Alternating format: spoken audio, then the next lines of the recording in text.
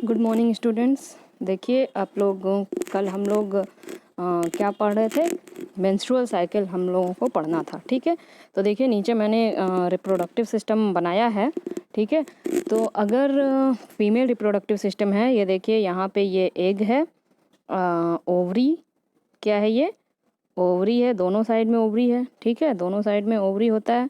ठीक है, फिर ये ओविडक्ट है, क्या है ये ओविडक्ट, दोनों ही साइड में ओविडक्ट होता है। ठीक है, ये आपको अगर याद आ रहा होगा तो ये क्या है, यूटेरस है। क्या है ये, यूटेरस है। ठीक है, आप रिप्रोडक्टिव सिस्टम पढ़े हैं, वहाँ पे आपने पढ़ा था, ये यूटेरस है। ठीक है, तो ये मेन ये सब पार्ट्स हैं आपके फीमेल रिप्रोडक्टिव सिस्टम के। ठीक है, तो अब देखिए जब ओवम बनता है, ओवम कहाँ बनता है, यहाँ ओवरी में बहुत सारे ओवम रहते हैं, ये मैच्योर होके जो है ओविडक्ट से जाएंगे। ठीक है, तो जब ये बनता है यहाँ पे, तो ये कहाँ जाता है, ओविडक्ट में। ठीक है, और स्पर्म भी जो है ये यहाँ से ओविडक्ट में जाता है। ठीक है, तो स्पर्म और ये दोनों जो हैं यहाँ पे फर्टिलाइज होंगे। फर्टिलाइज होने के बाद ये नीचे आएंगे। ठीक है, नीचे आएंगे और यहाँ पे अपने आप को अटैच कर लेंगे यूट्रस में। लेकिन इसके दौरान ये जो 28 डेज़ की साइकिल में जो ये ओवम बनता रहता है, एग बनता रहता है, उसी टाइम पे ये जो आपका यूट्रस है, ये अपनी लाइनिंग के लेयर्स को बढ़ाता रहता है, बढ़ाता रहता है। क्यों बढ़ाता है स्टूडेंट, ये अपनी लाइनिंग को बढ़ाता है। क्यों बढ़ाता है, क्योंकि इसको अगर ये ओवम जो प्रोड्यूस हुआ है, अगर ये फर्टिलाइज हो गया स्पर्म के साथ, जो जाइगोट बनेगा वो अपने आप को यहाँ आके अटैच करेगा। ठीक है, अपने आप को जब वो यहाँ आके अटैच करेगा तब क्या होगा, तो तब क्या होगा, तब इसको 9 मंथ तक इसको जो है कैरी करना पड़ेगा। और 9 मंथ तक कैरी करने के लिए जो है इसको अपने लेयर्स को बढ़ाना पड़ेगा, क्योंकि 9 मंथ्स तक कैरी करना और वो उसका साइज़ जो है वो बढ़ता जाएगा। मतलब कि कम से कम इसको 9th मंथ के लिए अगर आपका फीटस जो है लास्ट टाइम पे 3 kg की, कोई फीटस तो 3.5 kg का भी हो जाता है, तो और फिर जो उसमें फ्लूइड रहता है उसको लेके लगभग 5-6 kg को कैरी करना पड़ता है। 5 to 6 kg this uterus have to carry the containing fluid and the fetus. Okay, तो इसको कैरी करने के लिए इतना भारी लोड उठाने के लिए इसको अपनी लाइनिंग को बढ़ाना पड़ता है।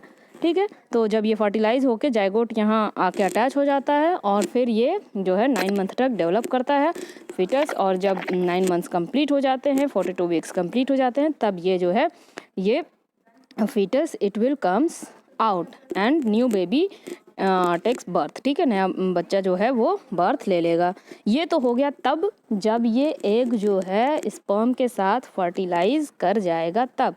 लेकिन प्यूबर्टी के बाद पर मंथ एक ओवम बनता ही बनता है, और पर मंथ मेंस्ट्रुअल साइकिल के दौरान ये जो है अपना लेयर मोटा करता ही है कि अगर फर्टिलाइज हो गया तो मुझे कैरी करना है, अगर फर्टिलाइज नहीं हुआ तो मुझे कैरी नहीं करना है। ठीक है, तो अगर फर्टिलाइज हो गया तब तो ये पूरा जो है जाइगोट बनेगा और ये प्रोसेस चलेगा।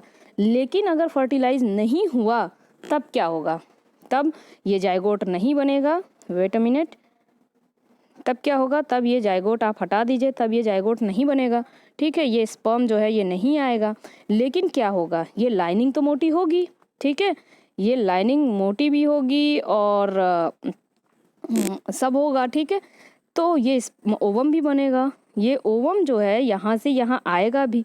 It will wait there for 3 days to fertilise होने के लिए वो 3 दिन तक वहाँ रह सकता है। 48 आवर्स से 72 आवर्स तक वहाँ रह सकता है। लेकिन जब ये 3 दिन में फर्टिलाइज नहीं होगा तब क्या होगा, ये आ जाएगा इसी तरीके से यहाँ, और फिर ये लाइनिंग भी जो है, ये लाइनिंग जो बने थे, अब इस लाइनिंग का कोई ज़रूरी नहीं है, कोई ज़रूरत नहीं है इसको, no need of this lining to carry that foetus for 9 month. अब इसकी लाइनिंग की कोई ज़रूरत नहीं है। तो क्या होगा, ये लाइनिंग जो है, ये यूट्रीन वॉल की lining, it will break and the ovum it will comes out in the form of blood, और इसी प्रोसेस को मेंस्ट्रुअल साइकिल बोलते हैं। ठीक है, ये जो ओवम है और ये जो लाइनिंग है, ये ब्रेक डाउन होके ब्लड के रूप में बाहर आने लगेगा, और इसी प्रोसेस को बोलते हैं मेंस्ट्रुअल साइकिल। और ये गर्ल्स में लगभग 3 से 5 दिन तक रहता है। ठीक है, for 3 to 5 days this menstrual cycle occurs in girls and per month after 28 days this menstrual cycle occurs। क्योंकि पर मंथ ये जो है ये लाइनिंग आपकी मोटी होगी, ओवम बनेगा, और अगर ओवम फर्टिलाइज नहीं हुआ तो फिर ये 3 to 5 डेज तक ये ब्लड के इन the form of blood it will come out. ठीक है, तो ये हो गया मेंस्ट्रुअल साइकिल। देखिए अब हम लोग इसको आपकी बुक में जो दिया है उसके अकॉर्डिंग समझने की कोशिश करते हैं। ठीक है, यहाँ से uterus is a muscular and elastic and can grow, stretch, expand many times its size when fetus grows and develop inside it। Uterus जो है वो मस्कुलर साइकिल है, वो जो है वो मस्कुलर है और इलास्टिक है, और वो बहुत ज़्यादा ग्रो कर सकता है, स्ट्रेच कर सकता है, मतलब अपने आप को बहुत ज़्यादा अपनी क्षमता से बहुत ज़्यादा वो जो है वो अपने आप को स्ट्रेच कर सकता है, अपनी साइज़ को बढ़ा सकता है। क्योंकि जब फीटस उसमें डेवलप होता है 9 मंथ्स तक, तो यूट्रस आप देखे होंगे कि बहुत ज़्यादा ग्रो कर जाता है। ठीक है, inside it before the embryo enters the uterus prepares itself to receive it by forming a thick lining of blood vessels. देखिए एम्ब्रियो के एंटर करने से पहले यूटरस जो है वो अपने आप को प्रिपेयर कर लेता है उसको रिसीव करने के लिए by forming a thick lining of blood vessels की एक थिक लाइनिंग बना के।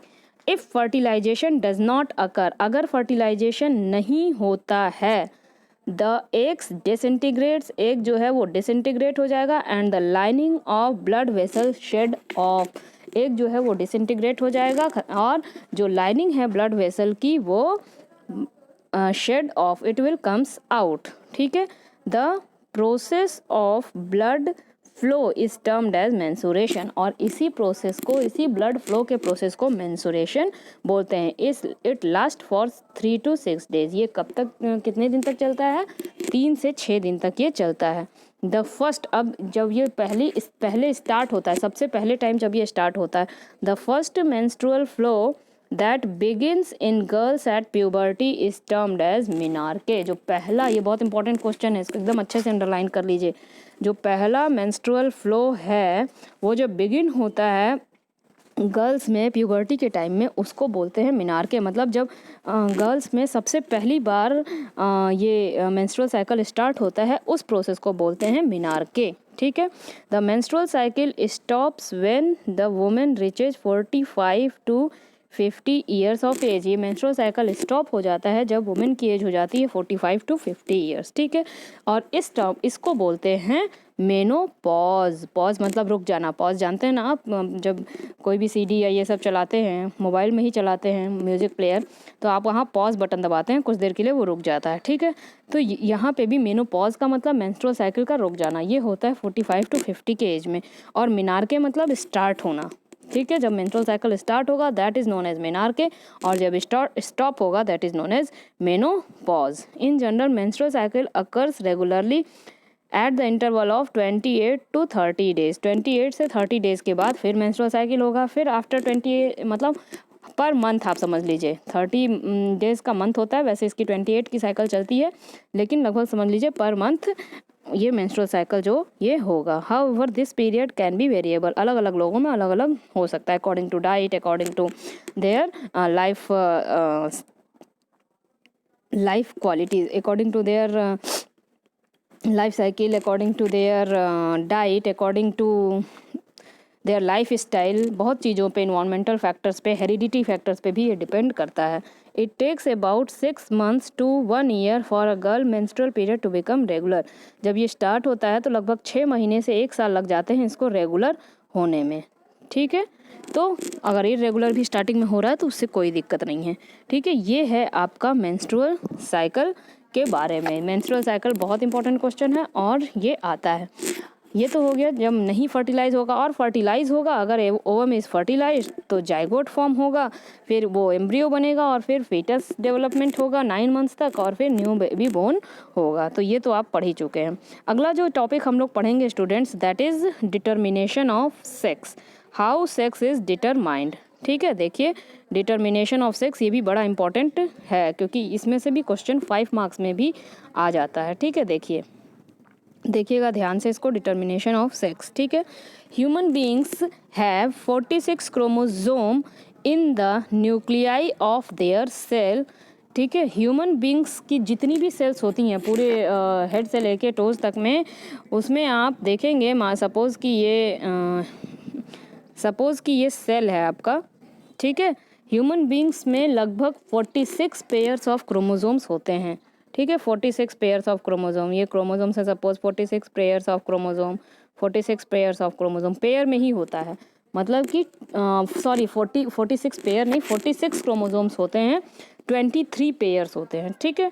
23 पेयर्स एंड 46 क्रोमोसोम, टोटल कितने होते हैं 23 पेयर्स। ये पेयर्स में ही रहते हैं। आप इसको 46 भी बोल सकते हैं, जैसे शूज़ है, ठीक है, तो आप उसको 1 पेयर ऑफ शूज़ भी बोल सकते हैं या 2 शूज़ भी बोल सकते हैं, ठीक है। उसी तरीके से जो क्रोमोसोम्स रहेगा वो हमेशा इस तरह से पेयर में रहेगा, इस तरह से पेयर में रहेगा, ठीक है। तो इस तरह से कर करके लगभग ये 23 पेयर होते हैं, ठीक है स्टूडेंट्स। इसमें से देखिए, अब इसमें से जो है कि 44 जो है या 22 पेयर्स आप बोल सकते हैं, 44 या 22 पेयर्स जो हैं वो ऑटोजोम्स होते हैं। ऑटोजोम्स, अब ये ऑटोजोम वर्ड क्या है? ऑटोजोम्स उन क्रोमोसोम्स को बोलते हैं जो हमारे बाकी के कैरेक्टरिस्टिक्स को डिफाइन करते हो कि हेयर स्टाइल कैसा होगा, बॉडी कलर कैसा होगा, स्किन कलर कैसा होगा, आइज़ कलर कैसा होगा, बाकी के कैरेक्टरिस्टिक्स जो भी डिसाइड करते हैं वो ऑटोजोम्स डिसाइड करते हैं, ठीक है। और उसको छोड़कर जो बाकी जो डिसाइड करता है वो होता है, अब 22 पेयर्स तो हो गया कि आपके बाकी के बॉडी डिज़ाइन को या फिर और भी चीज़ें जो भी कैरेक्टरिस्टिक्स हैं बॉडी के, वो 22 पेयर जो ऑटोजोम्स हैं वो डिसाइड करेंगे। लेकिन लास्ट पेयर जो होता है, 23rd पेयर जो होता है, means 2 chromosomes, they are called sex chromosomes, वो डिसाइड करते हैं कि जो सेक्स क्या है बच्चे का, ठीक है। तो that will decide the sex of the child. तो वो जो लास्ट पेयर होता है वो मेल्स में और फीमेल्स में अलग होता है, बाकी के पेयर सेम रहेंगे, लेकिन लास्ट पेयर ही जो है वो मेल्स में होता है एक्स, लास्ट पेयर जो होता है वो मेल्स में होता है एक्स वाई और फीमेल्स में होता है एक्स एक्स, ठीक है। Last pair is in males X Y and in females X X. बात समझ में आ गई? मेल्स में कौन लास्ट पेयर जो होता है एक्स वाई और एक्स एक्स, ठीक है। तो यही पेयर डिसाइड करेगा, यही पेयर जो डिसाइड करेगा कि सेक्स क्या होगा फीटस का।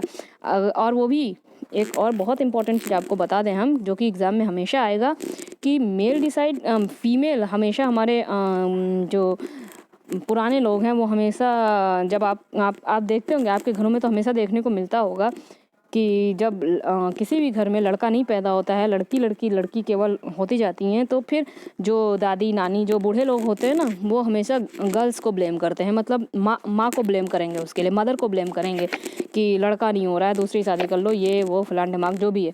लेकिन एक्चुअली जब जो साइंस पढ़ा हुआ है वो कभी भी मदर को ब्लेम नहीं करेगा, क्योंकि जो क्रोमोसोम्स होते हैं वो मदर के पास तो एक्स एक्स ही हैं, फादर के पास एक्स वाई हैं। ध्यान दीजिए, फादर के पास, अब अगर फादर का एक्स क्रोमोसोम आएगा और मदर में से तो एक्स ही एक्स आएगा, मदर में से तो वाई क्रोमोसोम है ही नहीं, तो कहाँ से आएगा? तो मदर में से एक्स क्रोमोसोम आएगा, तब ये गर्ल होगी। ध्यान दीजिएगा, अगर फादर का एक्स क्रोमोसोम आता है तब वो चाइल्ड जो होगा वो गर्ल होगा। लेकिन अगर फादर का वाई क्रोमोसोम आ जाता है, मदर में से तो एक्स ही आना है, मदर में तो एक ही, जो दोनों एक्स ही एक्स क्रोमोसोम है, ठीक है। तो मदर का एक्स आएगा, इसको एक्चुअली एक्स इस तरह से नहीं लिखते हैं, सपोज़ कि ये फादर है एक्स वाई और इस क्रॉस हो रहा है मदर के साथ एक्स एक्स। अगर फादर का एक्स क्रोमोसोम एक्टिव होता है, ठीक है, और मदर के पास तो एक्स ही है, तो इन दोनों को हम एक भी लिख सकते हैं क्योंकि एक्स ही है, तो ये इसके साथ होता है और ये बनाता है x x, means this will be girl child.